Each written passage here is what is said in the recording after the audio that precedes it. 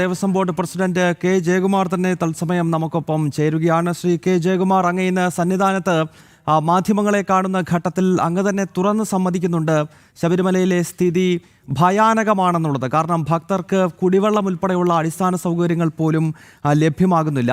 എന്തുകൊണ്ടാണ് ഈ മണ്ഡലകാലം തുടക്കം തന്നെ ഇങ്ങനെ താളം തെറ്റുവാൻ കാരണമായത്? ഇത്തരം വാക്കുകൾ എന്റെ വായിലേക്ക് വെച്ചതായത് താളം തെറ്റുന്നു, ഭയാനകം തുടങ്ങിയ വാക്കുകളൊന്നും എന്റെ പൈതൃകത്തിലല്ല. ഇടയ്ക്ക് കുറച്ച് ആശങ്ക ഉണ്ടായി എന്നുള്ളത് വാസ്തവം.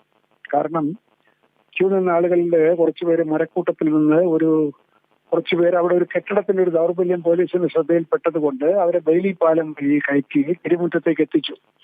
തിരുമുറ്റത്ത് എത്തിയപ്പോൾ ഇവിടെയുള്ള ഓഫീസർമാരെ ഇതെന്താണെന്ന് മനസ്സിലാക്കാതെ അവരവിടെ തടഞ്ഞു നിർത്തിയതിന്റെ ഫലമായിട്ട് തിരുമുറ്റം നിറച്ചും ആളായി. അത് പരിശോധിച്ചപ്പോഴാണ് ഇവരെ അവിടുന്ന് അപകടം കൊണ്ട് തിരിച്ചുവിട്ടതാണ്. അതുകൊണ്ട് ഇവർക്ക് 18 പടി കയറാനുള്ള സൗകര്യം ചെയ്ത് കൊടുത്തുകൊണ്ടിരിക്കുകയാണ്. അവരിപ്പോ കയറിക്കൊണ്ടിരിക്കുകയാണ്. അവർക്ക് വേണ്ടി നമ്മുടെ ഉച്ചയ്ക്ക് നട അടയ്ക്കുന്ന സമയം തന്ത്രിയുടെ അനുവാദത്തോടു കൂടി 2 മണിവരെ ആക്കി. ഇപ്പൊ ആളുകൾ കയറിക്കൊണ്ടിരിക്കുകയായിരുന്നു. അപ്പോ പിന്നെ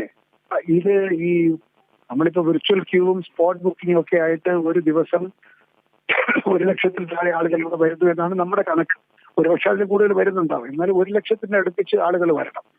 ഈ 1 ലക്ഷം പേര് വന്നു എന്നുള്ളത് അപ്രതീക്ഷിതമല്ല. കാരണം അവർ ബുക്ക് ചെയ്ത് വന്നവരാണ്. എന്നാല് വരുന്ന മുറയ്ക്ക് എല്ലാവരെയും കയറ്റി വിട്ടാൽ ഈ ശരണപാതയിൽ അവർക്ക് ബുദ്ധിമുട്ടുണ്ടാവും. ഒരുപാട് നേരം ക്യൂ നിൽക്കേണ്ടി വരും. അതുകൊണ്ട് പമ്പയിലും നിലയ്ക്കലിലും അവരുടെ ഇങ്ങോട്ടുള്ള വരവ് കുറച്ച് ക്രമീകരിക്കാനുള്ള നടപടികൾ ചെയ്തിരിക്കുകയാണ്. സ്പോട്ട് ബുക്കിംഗ് ഇല്ലാതെ വരുന്നവരുണ്ടോ എന്ന് നമുക്ക് അറിഞ്ഞതുണ്ടാവാം. പിന്നെ പമ്പയിൽ വന്നിട്ട് സ്പോട്ട് ബുക്കിംഗ് നടത്താൻ വേണ്ടി ആളുകൾ വരുന്ന ആ ആൾക്കാരും പമ്പയിൽ കയറിയിരിക്കണം വരും. അതുകൊണ്ട് നിലയ്ക്കലിലേക്ക് സ്പോട്ട് ബുക്കിങ്ങിന്റെ ഒരു ഫോക്കസ് മാറ്റി 7 കൗണ്ടറുകൾ ഇവിടെ പുതുതായിട്ട് തുറന്ന് ഒരു ദിവസം 20,000 പേർക്കായിട്ട് സ്പോട്ട് ബുക്കിംഗ് വിജയപ്പെടുത്തുകയാണ്. പിന്നെ അവിടെ നിന്നുള്ള ഫ്ലോ കൂടെ നമ്മൾ നിയന്ത്രിച്ചു കഴിഞ്ഞാൽ ഒരുപാട് സമയം ക്യൂ നിൽക്കേണ്ട ഒരു അവസ്ഥ ഇല്ലാതാവും. പിന്നുള്ളത് ഈ ക്യൂ കോംപ്ലക്സുകൾ എന്ന് പറഞ്ഞ് നമ്മൾ 20 ക്യൂ കോംപ്ലക്സ് കെട്ടിയിട്ടുണ്ട്. അത് എന്തിനാണ് കെട്ടിയതെന്ന് വെച്ചാൽ ഭക്തന്മാർക്ക് അവിടെ വിശ്രമിച്ച് വെള്ളം കുടിച്ച് ചായ കുടിച്ച് ഒക്കെ പോകാൻ വേണ്ടിയിട്ടാണ്. അപ്പൊ അത് ഇതുവരെ ഉപയോഗപ്പെടുത്തിയിരുന്നില്ല. ഞാൻ പോലീസിനോട് കർശനമായിട്ട് പറഞ്ഞിരിക്കുന്നത് അത് നാളെ മുതൽ അത് ഉപയോഗപ്പെടുത്തണം. ദേവസ്വം ബോർഡിന്റെ ഭാഗത്ത് നിന്ന് ഓരോ ക്യൂ കോംപ്ലക്സിനകത്ത് നമ്മുടെ ഒരു ജീവനക്കാരനുണ്ടാവും. അവർക്ക് വെള്ളം കൊടുക്കാനും ചുക്ക് കാപ്പി കൊടുക്കാനും വെള്ളം കൊടുക്കാനും ബിസ്ക്കറ്റ് കൊടുക്കാനും ഒക്കെ ആയിട്ട് ഒരാളെ ഉണ്ടാവും. ഇവരോട് ആശയവിനിമയം നടത്തണം. നിങ്ങളുടെ പ്രയോറിറ്റി പോകുന്നില്ല, നിങ്ങളുടെ സമയമാകുമ്പോൾ നിങ്ങൾക്ക് കൃത്യമായിട്ട് നടപ്പതിലേക്ക് നിങ്ങളെ തുറന്നുവിടും എന്നുള്ള നിലയ്ക്ക് ചെയ്തിട്ടുണ്ടെങ്കിൽ 10,000 പേരെ നമുക്ക് ഇവിടെ ഹോൾഡ് ചെയ്യാൻ സാധിക്കും. അവർക്ക് വിശ്രമിക്കാനും സാധിക്കും. ഇപ്പോൾ ആദ്യത്തെ ദിവസം ഈ പറഞ്ഞ പോലെ അനിയന്ത്രിതമായിട്ട് എല്ലാം കൂടെ 1 ലക്ഷം പേരേ ഉള്ളൂ. പക്ഷെ എല്ലാവരും കൂടെ ഒരുമിച്ച് വന്നു. അത് റെഗുലേറ്റ് ചെയ്യാതെ പോയതായിരിക്കണം. ഇന്നലെ 3 മണിക്കൂർ 3.5 മണിക്കൂറൊക്കെ ആളുകൾ ക്യൂ നിന്നു എന്നിവിടെ ഞാൻ അറിയാൻ സാധിച്ചു. വെള്ളം കൊടുക്കുന്നതിനെ പറ്റി പറഞ്ഞല്ലോ. ചുക്കുവെള്ളം കൊടുക്കാൻ സംവിധാനമുണ്ട്. പക്ഷേ വിചാരിച്ച ഇത്രയും ആളുകൾക്ക് കൊടുക്കാനുള്ള സംവിധാനം ഇല്ല. അതിപ്പോ 200 പേരെ കൊണ്ട് അഡീഷണൽ ആയിട്ട് എടുത്തുകൊണ്ട് ഇന്ന് വൈകുന്നേരം മുതൽ തന്നെ ചുക്കുവെള്ളത്തിന്റെയും ബിസ്ക്കറ്റിന്റെയും ലഭ്യത അവിടെ ആളുകളുടെ ഇടയിലേക്ക് പോയി കൊടുക്കണം. കാരണം ഒരു ചുക്കുവെള്ളമായിട്ട് ഒരാൾ ഒരിടത്ത് വന്നാൽ അതിന്റെ മുമ്പിൽ വരുന്നവർക്കല്ലേ വെള്ളം കിട്ടുള്ളൂ. ആളുകളുടെ ഇടയിലേക്ക് പോയി കൊടുക്കണം എന്ന് പ്രത്യേകം നിർദ്ദേശിച്ചിരിക്കുകയാണ്. അതിന് 200 പേര് അഡീഷണൽ ആയിട്ട് എടുത്തിട്ടുണ്ട്. വെള്ളം കിട്ടാതെയൊക്കെ ആളുകൾ ഇന്നലെ കുറച്ച് വിഷമിച്ചെന്നൊക്കെ ഞാനും കേട്ടു. ചിലർ ബോധം കെട്ട് വീണെന്ന് പറയുന്നു.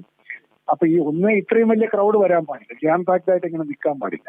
എന്നാൽ തന്നെ നമുക്ക് വെള്ളം കൊടുത്തിട്ട് അവർക്ക് വേണ്ട കാര്യങ്ങൾ വെള്ളമോ ഭക്ഷണമോ ഒക്കെ കൊടുക്കണം. കാര്യങ്ങൾ മെച്ചപ്പെട്ടുകൊണ്ടിരിക്കുന്നതാണ് എന്റെ പ്രതീക്ഷ. ഞാൻ സന്നിധാനത്ത് തന്നെയാണ് ഉള്ളത്. ഞാൻ രാവിലെ ഇറങ്ങാൻ തുടങ്ങിയിട്ട് ഇവിടുത്തെ ഒരു സ്ഥിതി കണ്ടിട്ട് നിൽക്കുകയാണ്. അപ്പൊ കാര്യങ്ങൾ മെച്ചപ്പെട്ടിട്ടേ താഴോട്ട് ഇറങ്ങുന്നുള്ളൂ. അതൊന്നും ആശങ്കാജനകം എന്നുള്ള വാക്കിന്റെ ഒന്നും ഒരർത്ഥമില്ല. കുറച്ച് ആശങ്ക ഇടയ്ക്ക് ഉണ്ടായിരുന്നു കേട്ടോ.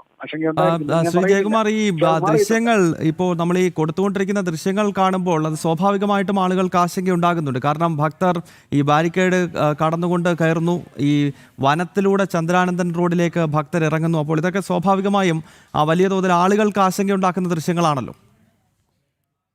ഇപ്പം 1 മണിക്കൂർ കൊണ്ട് അതെല്ലാം മാറി ക്രമീകരണത്തിലേക്ക് വരും. വന്നുകൊണ്ടിരിക്കുകയാണ്. ഞാനിവിടെ തന്നെ നിന്നത് ഞാൻ പോലീസ് ഓഫീസറോടൊപ്പം സംസാരിച്ചു, ശ്രീജിത്തിനോട് സംസാരിച്ചു. ഇവിടെ ചില വീഴ്ചകളുള്ളതെല്ലാം ഇതൊക്കെ സ്വാഭാവികമായിട്ട് കൊച്ചു വീഴ്ചകൾ വരും. പക്ഷെ അത് വലിയൊരു വീഴ്ചയിലേക്ക് പോകാതെ നമ്മൾ ജാഗ്രതയോടുകൂടി ഇരിക്കണം. തീർച്ചയായിട്ടും അത് പരിഹരിക്കും. ഈ ഇപ്പോഴത്തെ ആശങ്ക താൽക്കാലികം, അതിനെ മാറും.